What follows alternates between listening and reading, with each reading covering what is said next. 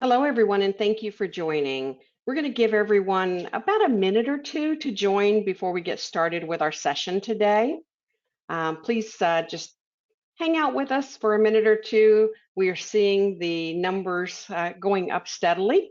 Just want to make sure that everyone has an opportunity to join and can listen in for our event.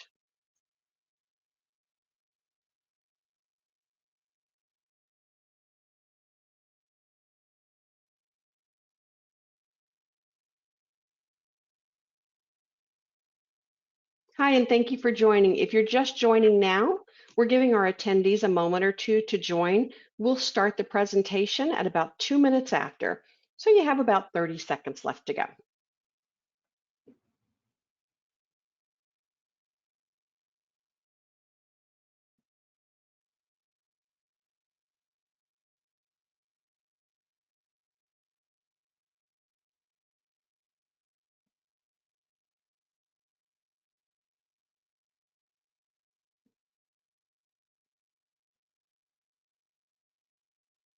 All right. Hello, everyone, and welcome to today's Fluke's Best Practices webinar. We allowed a couple minutes for everyone to join, and so we're going to go ahead and get started. I'm Robin Carr, and I'll be your moderator for today's event. Thank you for being here. Before we get started, a few housekeeping items I want to go over. First, if you lose audio or video, simply exit GoToWebinar and rejoin to reset your connection. There's a chat feature in your GoToWebinar menu panel that you can use if you have any technical difficulties or if you have any general questions. If you have a question for our speaker today, use the questions option in your GoToWebinar menu, and I'll hold on to those and ask those questions at the end of the presentation. We'll hear from our speaker first, and then we'll go directly into our Q&A session, and we'll answer as many questions as we have time for. Our speaker today is Blake Baca. Blake is the owner of BDB Solutions. Blake spent the first 20 years of his career at Alcoa. He is an asset manager with over 33 years of experience and a certified maintenance and reliability professional. Additionally, Blake is a Texas Tech alumni with a Bachelor of Science in Mechanical Engineering. This is not Blake's first time speaking with us. We're thrilled to have him back again. All right, you are here for practical creation and use of planned maintenance schedule. Blake, take it away. Okay, glad to see everybody here. I think you saw a little bit, or Robin told you a little bit about my background, so really won't go through that. I'm a business partner. I'm the owner of BDB Solutions, but a business partner of Fluke Reliability. So I'll get right into it. So why are we here? Really want to provide you the ability to create or at least see how to create a planned weekly maintenance schedule for operations and maintenance to review. Basically what the idea is that we've created something that's visual, that allows all individuals, they can see what's going on with maintenance on a daily basis. We'll talk a little bit about how we use that schedule for urgent and immediate break-in work in conjunction. How exactly does that schedule work? And then I'll give you that example of a planned weekly maintenance schedule and sheets for assigning work order maintenance technicians, because the main thing at the end of the day is we want to get these work orders to the technicians such that they can execute the work. That's where we're trying to get to. And so how do we practically do that in what we're doing? So to start out, give a little background in that, and getting to that point, we'll just talk a little bit about asset management. And I think most of us know what asset management, there is an ISO standard for asset management. It's ISO 55000.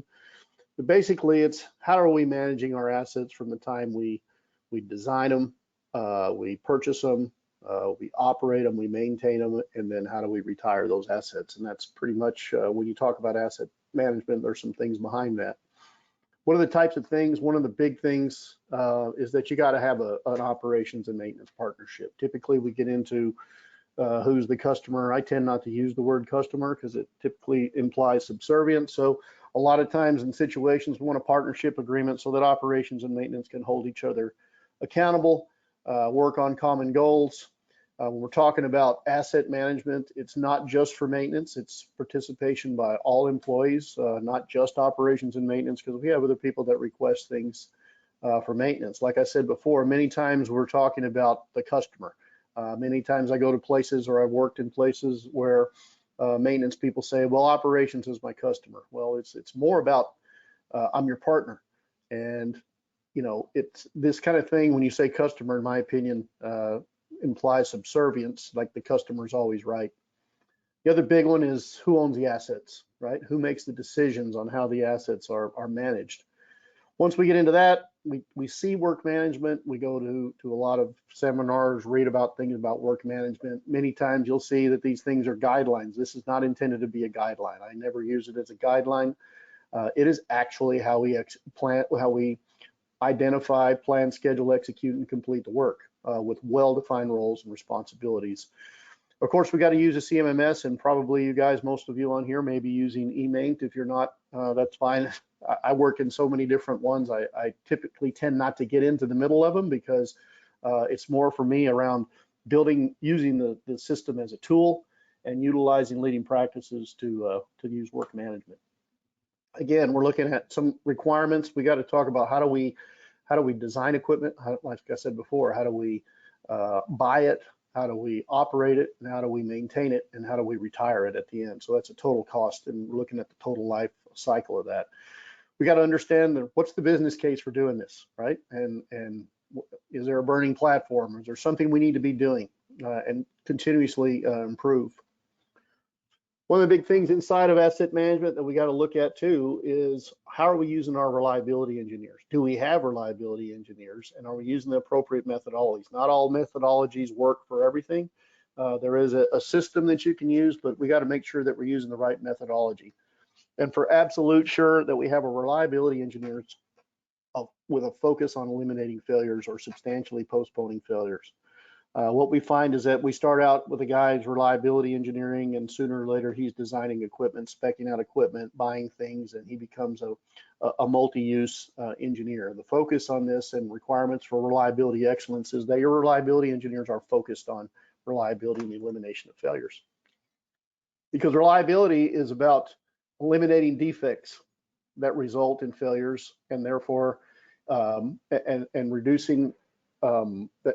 You don't want to have low availability. We're trying to improve our availability and lower our costs. So if we can eliminate these defects, if we can eliminate them, then we got to figure out, well, how do we plan and schedule the correctives? How do we do things such that we're proactive and we're efficient in how we're doing things and reducing the cost and improving the availability of our equipment? So if we have some downtime and we have opportunity, we want to take that piece of equipment down. We want to be efficient in how we execute the maintenance work. Why are we doing that? Why are we talking about this? Why are we all here? Well, typically we want to improve reliability. What does that mean?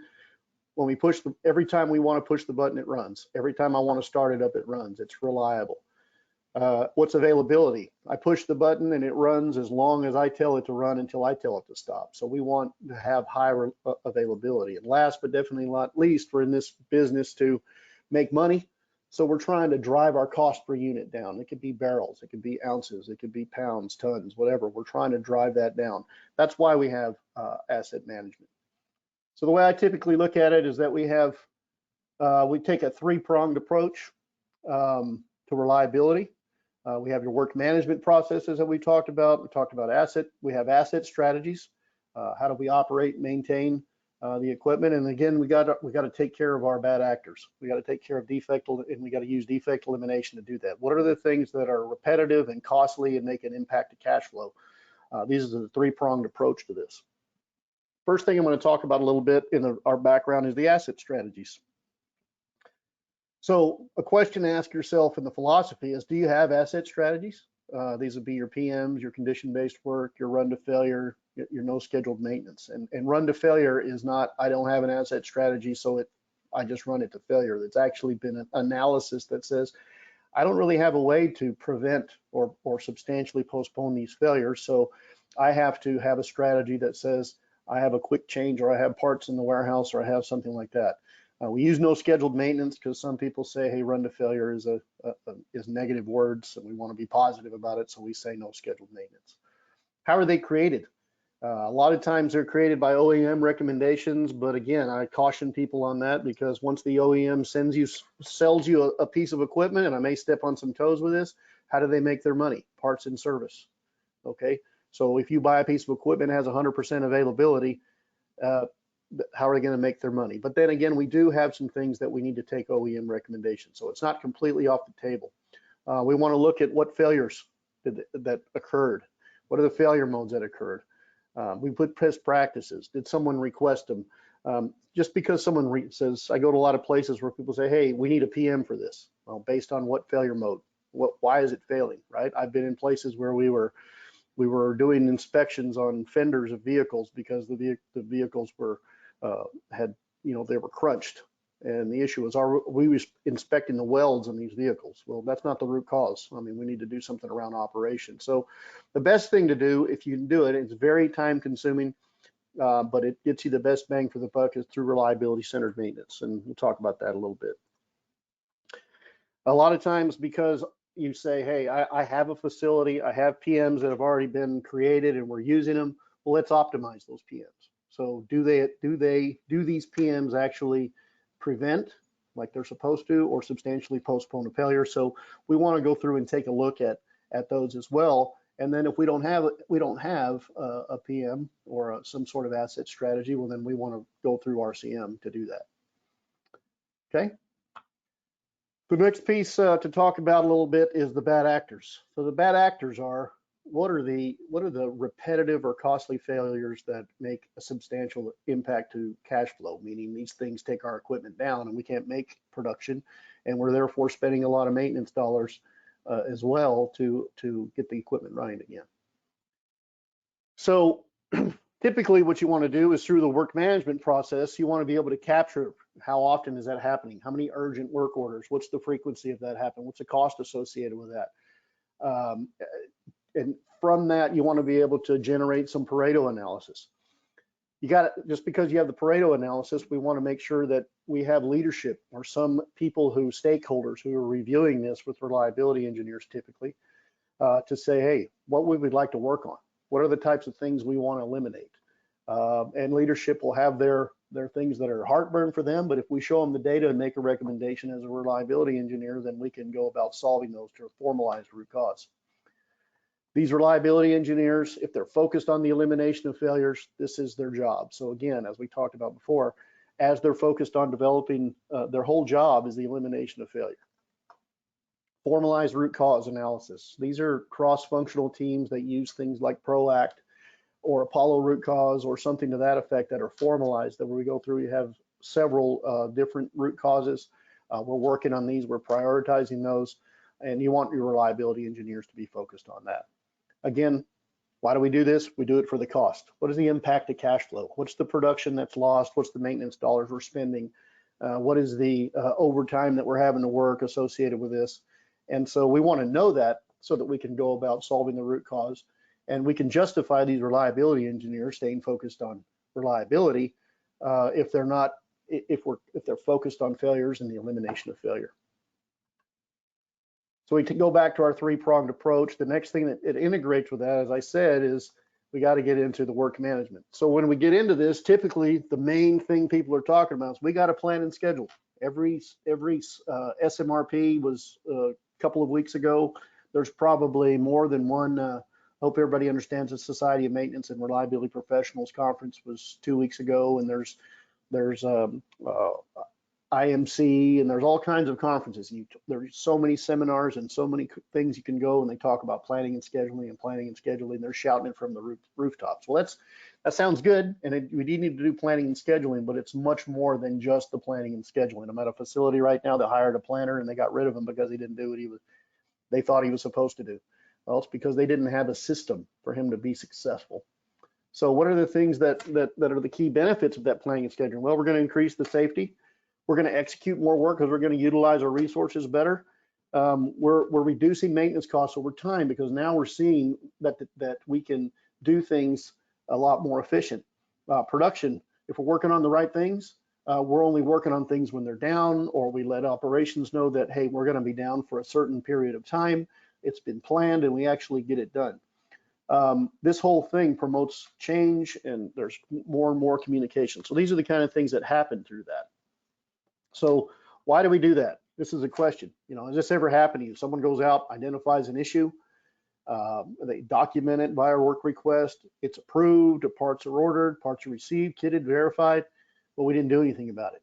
And 2 months later, the failure occurs. So, where did the process break down? Why wasn't this executed? This is one of the reasons that we want to plan and schedule. I think we may have seen this plenty of times, but planning and scheduling is the safest and fastest and least expensive way to do work. There's times where you're planning and you're not scheduling. That was one in the previous example. We planned that whole job, we didn't schedule it. So when the thing failed, who knows how it tore itself up? Who knows how much production we lost? So on and so forth. So it's a little bit more expensive. But if you're continuously reacting, I've come into places I'm doing an assessment at right now. They keep telling me they don't have enough people. They don't have enough people. We are never going to have enough people to live in the unplanned world, because you don't know what's going to happen, and you're calling contractors and you're shotting in parts, and vendors are bringing you things. And so 5 to 7 times is probably a low number depending on what business you're in. It could be in the neighborhood of 10 times plus if you're in, say, for instance, the mining world, where equipment and assets are very expensive, and failures and reaction to things are costing a lot of money. This is an example from a site I was at. They had this posted all over the place, and they're talking about the same things. But I can tell you, this site didn't walk that talk. They had this in there, but they didn't walk that. They didn't walk the talk. They were not doing things like this. So it's a culture change. It's a thing that your leadership has to be on board with. They have to understand the value in doing that. So taking us back to the 3-pronged approach here. Let's talk a little bit about the work management, and included in that is planning and scheduling. This is a typical model of work management that I use when we're communicating with assets, and we will build a process inside of every single one of this. So if you count these up, there's 1, 2, 3, 4, 5, 6, 7, 8 processes. And in work execution, not only do you have proactive work execution, you have the reactive stuff. And how do we effectively manage that? And then the big thing along the bottom is, what's our prioritization? Okay, so this prioritization of the work is always running alongside of all this work management. I don't know why my picture came up. So what are we trying to get out of that? This is what I said before. When we start doing some of this, sometimes things don't happen, in some people's opinion, as fast as they want them to happen. So leadership and operations need to understand the value. Many times you'll be in a place in the control room, and the operator's running the place. He'd just like the maintenance people to show up every day, and he tells them what to do. And things might get done, and his honeydews might get done that day. But the deal is that we got to understand the value, because it's a process, and it's a culture change. At the same time, maintenance, once we do this planning and scheduling, we can't do things and say, hey, every job takes 2 guys and every job's 4 hours, or every job's 8 hours. We actually got to be able to efficiently plan this work and execute it, so that the mean time between failures is low, and we're eliminating this work. We're reducing the amount of downtime. So if I'm working on 24 hours and I need to take it down for 4 hours, because I planned it and said 4 hours, we need to be efficient, and we need to say, okay, it's not 4.5 hours because we found all this extra work or we didn't plan it well. We took it down for 4. We say it's 4. It could be 1.75. It could be 1.3. Whatever we commit to as maintenance, we need to make sure that we're providing good quality work to the organization. The goal of all this is just like we want 0 injuries, and 0 means 0 in a facility. 0 means we don't have first aids, we don't have anything like that, and that's the thing we're focused on. So when you take into account the work management, you're looking at 100% availability. First thing people tell me, nothing's going to be 100% available. I understand, but we got to have a goal of moving in that direction, and that's what work management does for us, because we're trying to move our focus, just like we do 0 injuries, to 100% availability. So therefore, we got to build some processes. I showed you the previous, there was, work identification through work order completion, and including some other processes internal to that. Do we have a process to identify work? That is a well-defined process with roles, responsibilities, so on and so forth.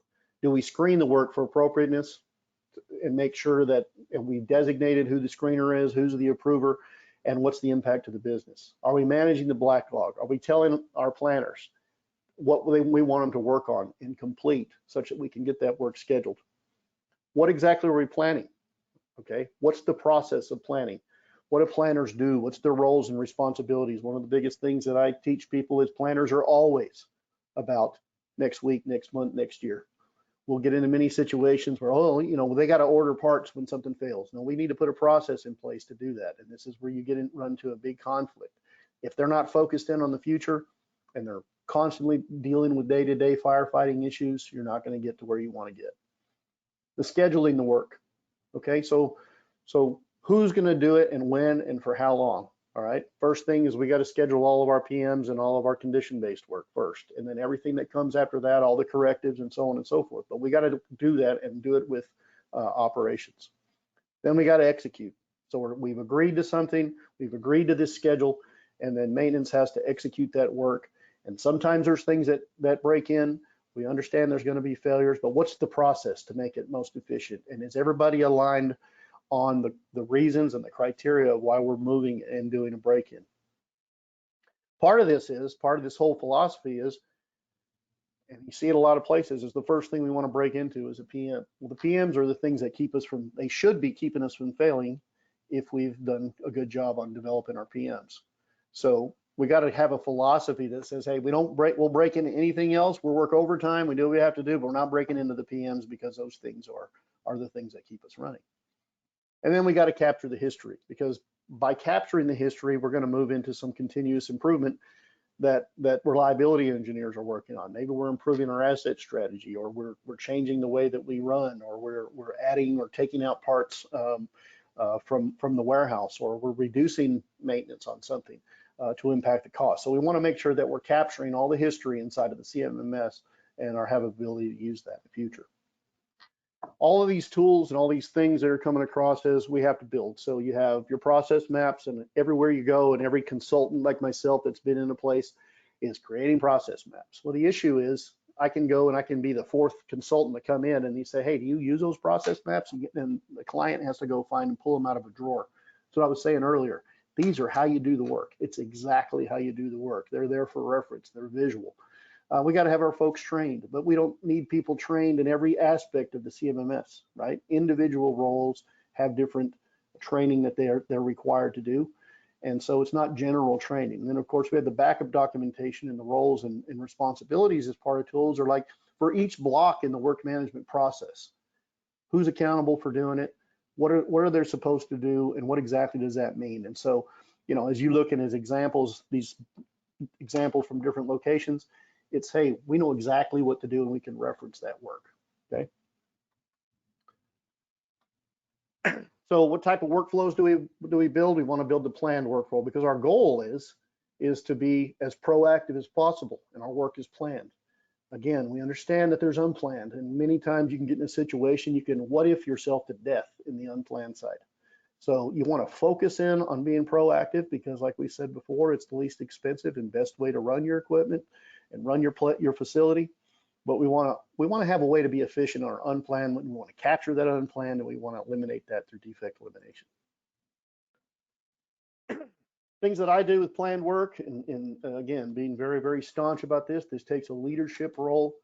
Leadership buy-in is planned work is a job package is complete, materials available on site, and a day before the scheduling meeting. So of course you have to have a scheduling meeting, and you have to understand that the scheduling meeting is mandatory. And if it's not full, we don't come over and do shoulder taps and try to fill our schedule and say, hey, hey buddy, could you put this in for me in the schedule next week? That happens quite frequently. Also, we don't want to say, hey, we're saying materials kitted prior to the scheduled execution. What that means is not going to, hey, we're going to schedule that job for next week because it's going to be delivered on Tuesday. And I think for those of us that deal with supply chain, no offense to our supply chain friends, sometimes things happen and they don't come there. And now operations is expecting something to happen that doesn't. Talked a little bit, planned work isn't like what I just said, you know, material is going to be delivered when the work is scheduled, and then something after the scheduling meeting. You know, many times we struggle in the beginning to fully load our maintenance schedule because You know, we either are not identifying enough work. In some cases, we have too many resources and we're not using them effectively. We don't want to get in a situation where we're putting things in the schedule that aren't planned. Unplanned work, obviously, things that aren't in the weekly schedule. They got to be done, but can't wait till the following week. And the urgent work stops production as determined by operations. This again gets you into the situation is who's the asset owner and who's determining what's going to break into that agreed to schedule.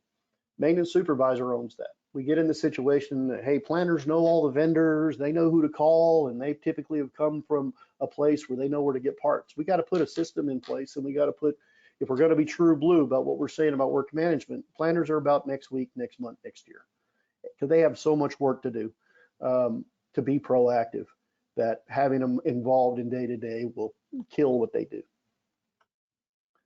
Break-in work is actually what it is. It means exactly break-in. I have a fully loaded schedule and I need to break into that schedule such that I need to redirect folks somewhere else or to do some other work. And again, that's led by operations.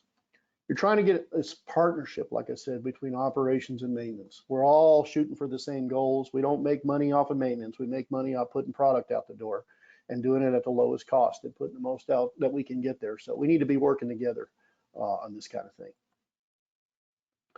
One of the big things to be able to do that inside of all these processes is prioritization. Now, in this case, what I'm trying to do is use words only one time. You know, we're going to use priority 5 times. So in this case, prioritization for work management is what is the urgency that I want to do this? Do I want to do it today? Is there criteria behind it? Do I want to do it in the next 7 days or want to do it beyond 7 days? Many of these CMMSs are going to tell us in 14 days. So does that mean we hot shot something in here to make it 14 days? So I typically say anything that's about next week is going to be, you know, a priority, a routine priority work.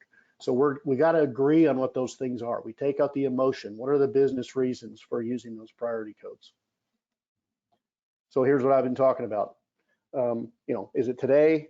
Beyond, within the next 7 days, which both of those would be break-in type work, or beyond 7 days, which is going to be planned work. How'd you create the prioritization? Did it come from your CMMS? Did they just give it to you? Or did you workshop that with your leadership such that everyone is holding hands and say, a break into the schedule, a priority 1 meets this criteria, right? So then you don't have a shift supervisor or an ops supervisor, maintenance supervisor that's tired of something and they're just breaking into an already agreed to schedule. And we got to hold everybody accountable. This again gets back to leadership. Leadership has to follow the process. You can't be just because you're the plant manager, you can break into the schedule because of your title. We got to hold everybody accountable. We got to take the emotion out and go forward. This is a type, it's very small, but this is an example of a definition for priority codes. These are typical priority codes you'll see here. That they say, you know, urgent within 24 hours. This is the type of criteria, and this is the action. You'll see break-in, due less than 7 days, routine, which is going to planning. Sometimes there's an outage shutdown work request, and sometimes there's small project work, and it just routes these things and gives it the priority or the urgency of when it needs to happen. In work management, developing these processes, you know, we have work identification. This is how we're saying, hey, we need some work, maintenance needs to work on it. You know, is it a work request or a work order at that point? Well, if it's a work request, then someone's got to approve it. If it's a work order, well, then it's already approved. We understand that it met the criteria and who's working on that. And we were routing it directly to the maintenance department to take care of today or within the next 7 days. So just in this case, it's a situation of work request means, hey, I need something fixed. Or I need to do a corrective, right? It doesn't need to happen today, and it doesn't need to happen the next 7 days. A work order, it's already approved. It's urgent, needs to happen right now. So we don't really want to take something needs to happen right now through a work request process. We define the criteria. Screening is, you know, who's going to be doing the work, you know, or approving the work, right? So not everything gets approved in this case, but who's the designee that does that? Who does that? For operations requests, right? For maintenance requests, who's doing that? We got to define what that is in our process. What happens when we do screening is that we eliminate some duplication because there's someone who's focused in on that. Does it meet our business needs? And is everything in there such that when it goes to planning doesn't have to go back to the originator and find out, well, what do you mean by this? So there's some well-defined criteria. And then, trying to find the duplication. Sometimes there's ways inside of different CMMS where it's simple to find those things. And you have certain fields that you just fill out. After that, it's backlog management. So now we've got all these approved work requests that are now work orders because they've been approved. And so what are we going to do with those? The question is, what do you want the planner to work on first?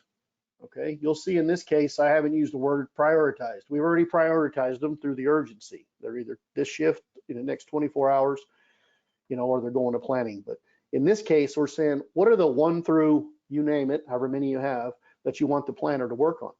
So the planner, once he does this, it's taken care of in a backlog management meeting. You have your stakeholders in here. Your planners are in there. Who's the people who are saying, hey, planners, this is what I want you to work on. After this meeting, the planners take off. This is it. This is about next week. So the planners are starting to work on that. What we don't want is somebody coming in the next day and saying, hey, change your priority. And then Thursday, changing your priority. The planners will never be able to work on anything.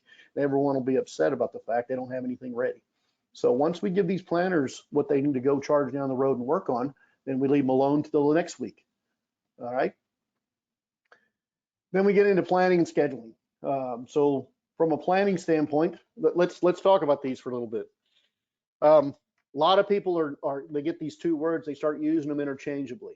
If we're going to be good at what we do, we need to be defined about what we're saying. Planning is the what and the how. Okay. Some people say, well, I'm planning to do that next week. No, you're scheduling to do it next week. Okay. Where planning is gathering up everything we need to do the work. Scheduling is about when we're going to do the work. So if we're going to be true blue, and this sounds kind of silly, but if you're going to be, really, really disciplined about how you do this work, we need to use the right words. If you've noticed, I said I use priority about the urgency. It's the force ranking in the backlog management. I'm getting everything together to do the work, and then I'm going to schedule it. It's when I'm going to do the work and when that's going to happen. Okay. So as I said, planning is getting everything together.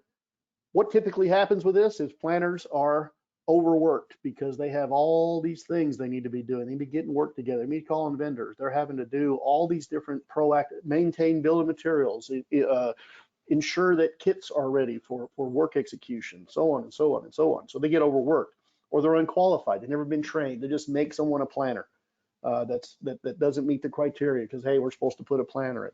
Overlapping job responsibilities. You got these planners that are doing things that they're managing contractors. I mean, I can give you a laundry list of things that kill this stuff.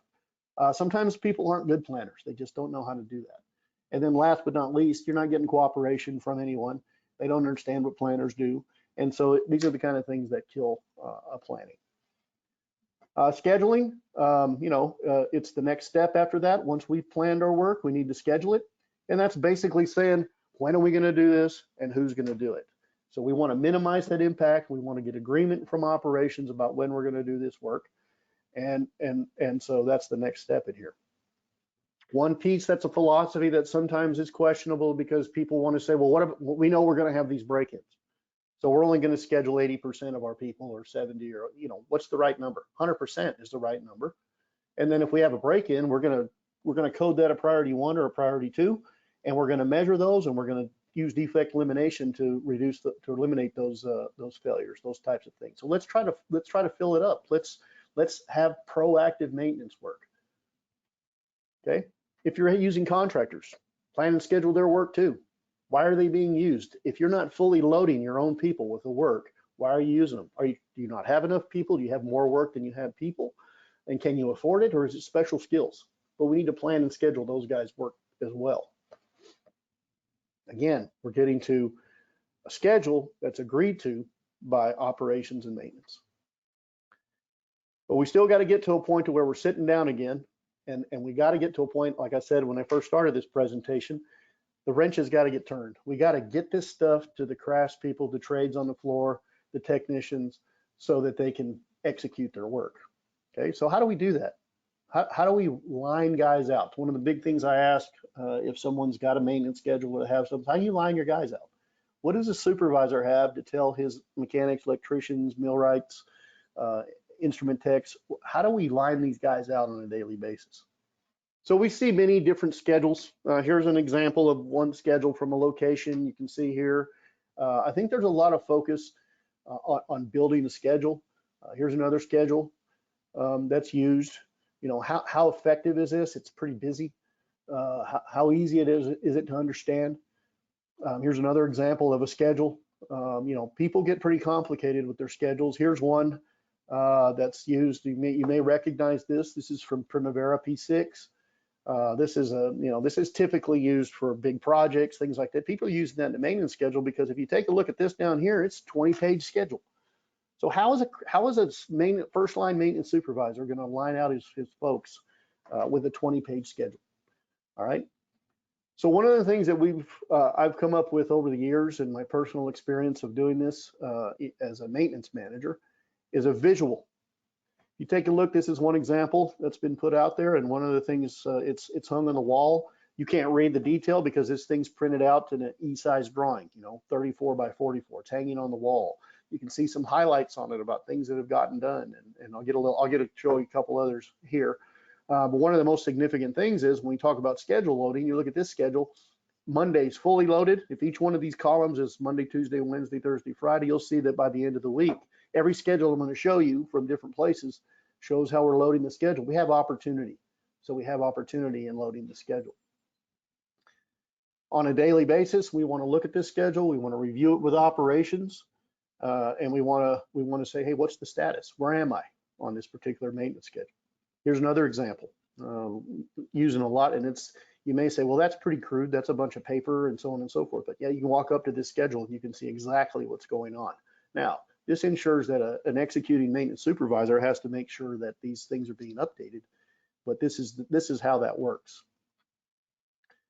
This is the electronic format of what it looks like. So if you look at these, each one of these vertical columns is a day, and I'll zoom into it so you can see exactly what it is. I'll zoom into this piece right here, and so you'll see here that, and this can be modified, okay?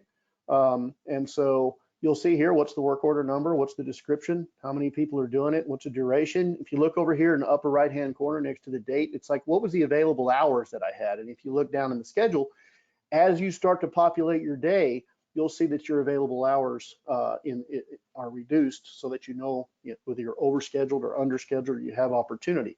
This is what's on every single one of those days in that posted schedule I was showing you. I did have one location where somebody actually made this electronic. I guess they got tired of the using the highlighters, and so I'll take an ugly one that works any day over something that's complicated. But they made this real user friendly. So again, you can see Monday, Tuesday, but look at the schedule, how Monday's really full, and by the time we get to Friday, we don't have any work. So again, we're having a hard time populating our schedule or loading it full. Again, more examples of this thing. Again, this is the typical example of a visual daily management maintenance schedule that's used. Then we get to, I've said it a couple of times, how do we line out our guys? Well, in this particular situation, this is what's planned and scheduled for Monday. So you can see here that this is something that a maintenance supervisor would use to line out his guys on a daily basis. So what I wanted to do right now is show you kind of how this works with a demo using some eMaint data, but any CMMS can do this. So let me see if I can get there.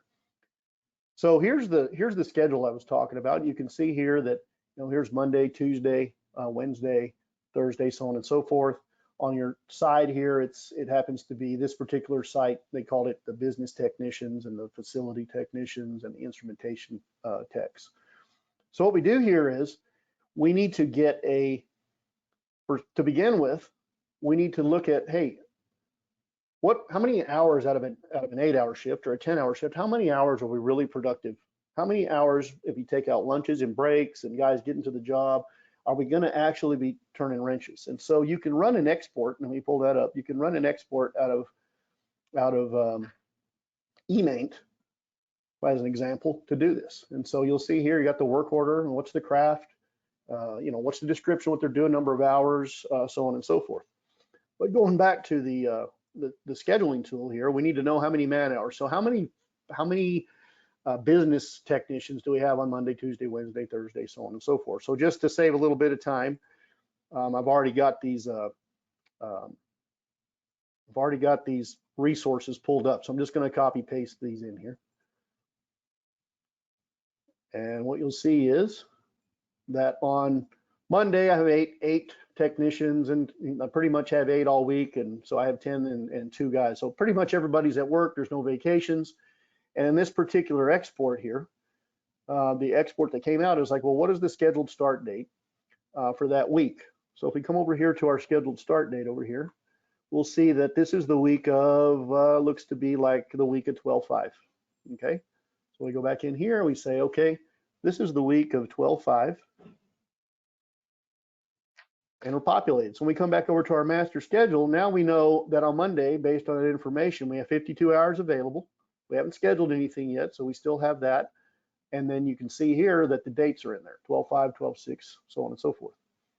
So now we're going to go back to our export here and say, this is the work orders that we have ready to schedule for that week. So we go in, and all we simply do is copy the work orders from that export here. So this is all the work orders that are ready to schedule for the week of 12/5. And we come back in here, and then we just simply paste it in here to this tool. And what you'll find is that the master schedule, oh, it didn't work that time. I must have improperly did that. Let me try that again. Probably didn't grab everything right.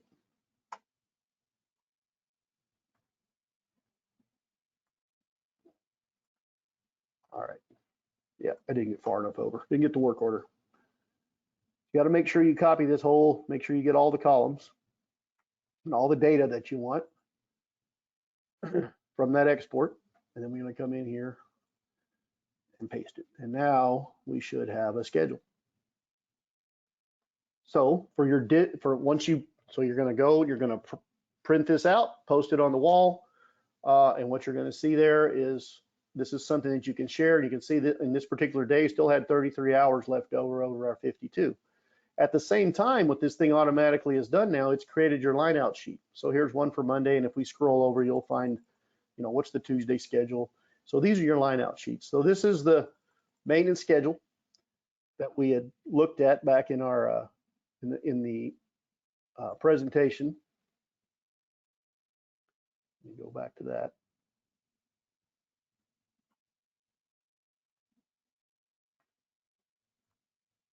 Okay, that we talked about here.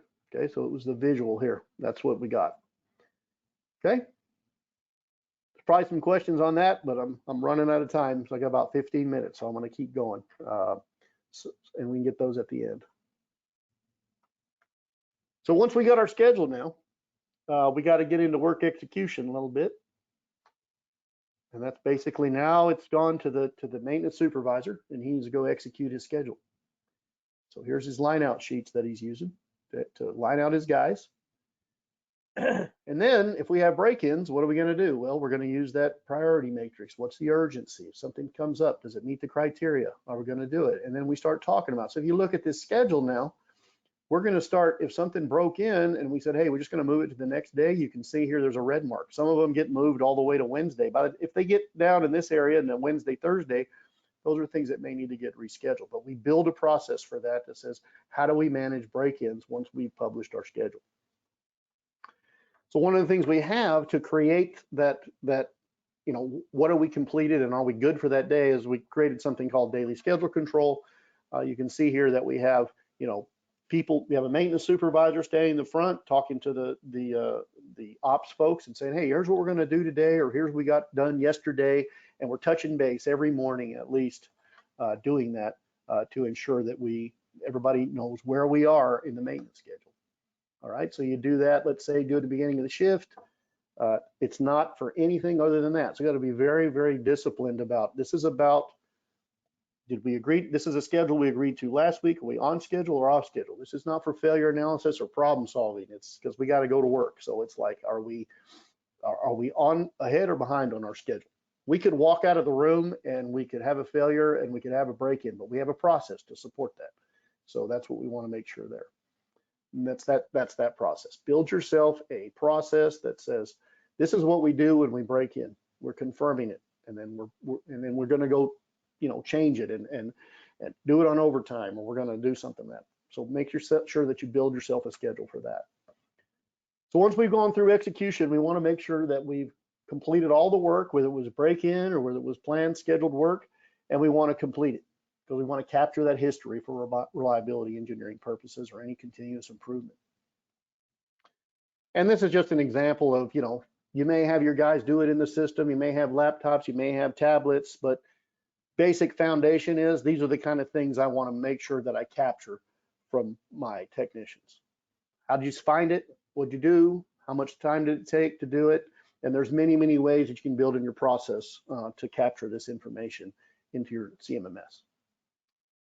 Because at the end of the day, what we want to do is we want to get to the continuous improvement. And so now we're taking all that information and we're trying to do something with it. And one of the things that we need to do is, how do we improve? Well, we got to report some things. We got to establish some targets. We got to communicate. We develop some KPIs. Are we doing our PMs? Are we skipping them all? Are they value added?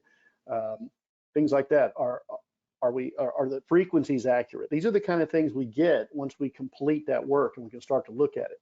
Are we spending our money on urgent stuff? Or are we spending our money on proactive stuff? Where are we doing that?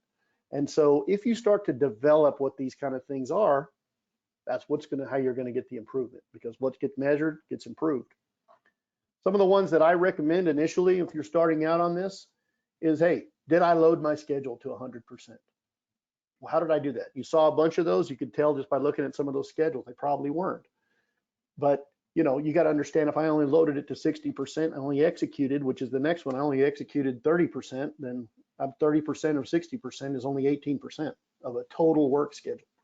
All right. How many did we actually complete? And how much did we actually work on that we may have gotten broke into and had to go redirect ourselves? So that's why we're looking at the count, which is one thing. I completed this many, but I also worked on some but got redirected. So I need to look at how well was I trying to work on my proactive schedule. The PM completion, as we've been talking about in the beginning, PMs are the most important thing we should be doing. We should never break into those. So how are we getting those done? And are we getting them done within 10% of the frequency? So if you have a 30-day PM, and you schedule it for next Wednesday, you basically have Tuesday, Wednesday, and Thursday of next week to get it done. Otherwise, if we just dump them all in the system and say, hey, we got 30 days to get them, sometimes they're done on the 29th day and then nobody's got anything to do, so they do them on the third day of the next month. And so and then we're going to wait 60 days until we do it again. So we want to be looking at, are we completing our PMs and are we completing them on time? And this is called the 10% rule. And that's one of the things I recommend. And then last but not least, which is, the difference between my schedule compliance is, how much break-in work am I working on? Again, this is going to drive you and help you in the direction of trying to use your defect elimination. The thing about these things, though, is, and it happens quite often, is we put these things, everyone's trying to make a B, meaning everyone's trying to make 85%. What we're trying to figure out is, where are we and how do we improve? Well, what'll happen is we'll get leadership or managers that'll put these kind of KPIs, and they put them in the wrong people's, number one. They'll put them in some scheduler who has nothing to do with work execution. But nonetheless, we put them in there. If we're going to put them in anybody, we need to put them in operations. They're the asset owner. They're the ones who make the decisions for break-ins, but we need not put it in anybody's, because what happens is people will make it. People will do what they have to do to meet their performance expectations to get their increase. So let's just look at it. Let's look at the KPIs. How are we doing? If we're at 40% compliance, how do we get to 45, and what value is it for us? But make sure you have something to measure yourself on. And that's pretty much the end of my presentation. I was trying to get done within the hour. All right. Thank you, Blake. I do have a few questions. Okay. Some of these came early in, so you may have answered them within the presentation, but I don't think so. Okay. The first one is kind of a generalized question, and the question is customer versus partner. It's been, as long as I can remember, the customer has always been right at our organization, and we're trying to move towards that partnership type relationship, but getting a lot of pushback from the team as far as, kind of I've heard comments like, if it's not broke, why fix it? Mhm. This is another this is another fad. How do you get buy-in to treating your customers as a partner? So one of the things that we've done is we developed a written partnership agreement that has the details of what we're going to hold each other accountable for. In a lot of cases, especially in the lean world, we'll say that sometimes the operations is the customer of maintenance, and sometimes maintenance is the customer of operations. So if we can take those things, put them down on paper, have workshop it to a point that where we can all sign off on it and literally sign off on a partnership agreement, then we can start to hold each other accountable. But part of that is understanding the concepts associated with asset management and understanding, and relating it to things outside the plant and create and just education and reinforcement of that. All right, thank you. And the other one is scheduling. Do you suggest schedule blocking? And what I mean is, do you plan for the unplanned and do you schedule PM daily time? So if there's an overall schedule for the team, do you block time for those unplanned items that seem to always come in as an emergency? And do you block time in your regular schedule for during the day for PMs? So we would not block time for downtime or not downtime for failures, because failures, I mean, if you know they're going to happen at the same time every day, my issue would be why are you should be solving that to root cause. What are the reasons for those failures, right? For the unplanned time, and that would be part of the defect elimination. What's the failure? So if you're capturing that information, I would say, why are we having that? If it's an asset strategy that says we've gone through the analysis, we have no way to eliminate or substantially postpone that failure, then we got to put a strategy in place that says we understand that that's one of our strategies, and we can redirect people. We have them on maintenance work that may be interruptible, because those kind of failures are going to be typically random, right? If we knew what it failed every Thursday, then we'd just fix it every Wednesday. If we know that, well, that's a PM. If we don't know if it's going to be Thursday or Wednesday or at night or whenever, then we just got to have a good process in place or a good strategy in place to address those, because that's one of the run to failure scenarios.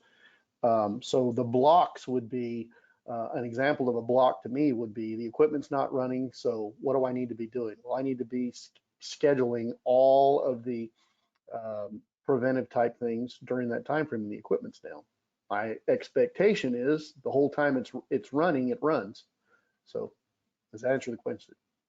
And then while we were talking, three more questions came in. We'll see if we can get through these. The Okay. first one is, what does a great work package look like? Oh, okay. Great work package has a task list. So meaning I'm going to direct I need to have good craftsmen or technicians, but I need to have a step-by-step on how I'm going to do whatever the task is on this particular work. That's one thing. It has all of the special tools that are required, and the special equipment that's required, any drawings or cut sheets or anything that's associated with getting that work done. So, and then it also has the materials required for the particular job, and hopefully we have a kitting process so that all we got to do is pick that kit up and go to work. But it has everything you need to execute that job effectively. All right. Our next one, do predictive maintenances, all right, do predictive maintenance must be put in maintenance schedule, or their activities are dependent on their baseline and equipment conditions they are getting? If if the people who, again, if you're going to manage the, I'm assuming that you're saying people that are going to go out and perform the predictive maintenance, does it need to be in the schedule? Yes. Uh, I'm trying, can you tell me that question again? Yeah, do predictive maintenances must be put in maintenance schedule, or their activities are dependent on their baseline and equipment conditions they are getting? Oh, okay. So yeah, I would say that you're typically going to have routes that you're going to go through for predictive maintenance, whether it's vibration or you're pulling oil samples or you're doing, and what you're going to see is that when I have those and I see what the condition is, um, it meets the same criteria. So if I have something that's in the schedule and I'm doing predictive maintenance and I'm going through and I'm seeing something, what I'm seeing from a corrective standpoint based on the condition, does it meet the criteria of any of the priorities? Is it something that needs to be done right now? Is it something I can push a little few days? Is it in alarm? Or is it something that can go to planning? So the correctives that happen as a result of the condition follow the same process. All right, thank you. And our last question, can you have success without using a scheduler calendar? I have not found that you can do that. And you're talking about like the one I showed, I'm assuming, because nobody knows when anybody's going to do anything. Now, if you have just abundance of time, maybe not. But typically, when it's time to run production, we're running production, and so we got to give people, I'm going to do it at this day, at this time, and I'm only going to have you down for an hour. And there has to be some agreement that says an hour is an hour. It's not an hour and 2 hours because I didn't get the equipment ready. That's why there's a lot on this partnership on ensuring, hey, this is what I have for you and this is what you have for me, and we're going to hold each other accountable to do that. So I haven't seen success if you have an abundance of people or you have, and typically people don't, but I've never seen success without a scheduled calendar. All right. Well, Blake, thank you again for another great presentation. We really appreciate you taking time to speak with us. For our audience, as you exit today, just a quick FYI, we have a short survey that will pop up. It takes less than 30 seconds to complete. We really appreciate your feedback in today's session. It also helps us to continue to bring you great content like we have today and to plan for our future events. So thank you again for joining today. Blake, thank you again for lending us your expertise, and we'll see everyone at our next Best Practices webinar. Bye All all. right, thanks.